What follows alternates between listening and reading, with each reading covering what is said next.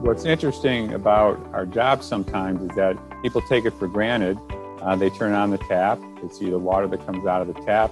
A lot of people don't understand where that water is coming from or all of the work that is going into getting that water to the tap and making sure that that water is high quality.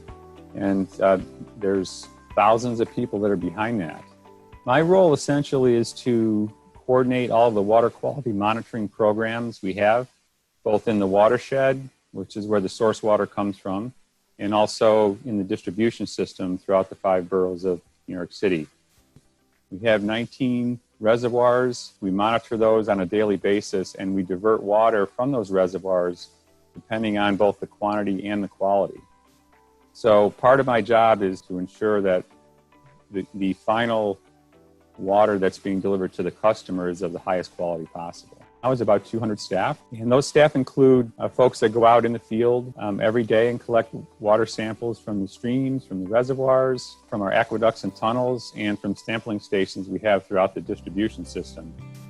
And then we have 4 laboratories where those samples come back to, and we have chemists and microbiologists and other scientists that are involved in analyzing those samples. And then we also have a data management team that manages all of our data. We're collecting over 50,000 samples every year and performing about 600,000 tests on those samples.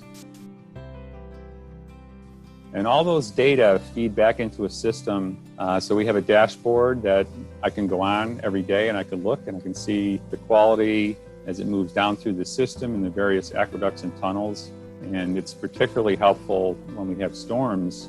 We're able to look at it closely and make decisions on how we deliver that water. So Hurricane Irene, coupled with Tropical Storm Lee, which hit the city's watershed back in 2011, was a significant event for the watershed and for our water supply system. We had some parts of the watershed, they hadn't seen flooding like that for 500 years. There were literally parts of some of the watershed communities that were inundated, that were wiped out. We had issues with quality throughout the system. We had elevated fecal coliform bacteria. We did some select treatment in some places. And in the end, once the water got down to the city, we were in really good shape. Drinking water that was delivered to the customer was really not impacted. And I take a lot of pride in how our Bureau got through those events. A lot of staff are very motivated, no matter what job they're doing, because they understand the importance of what they're doing.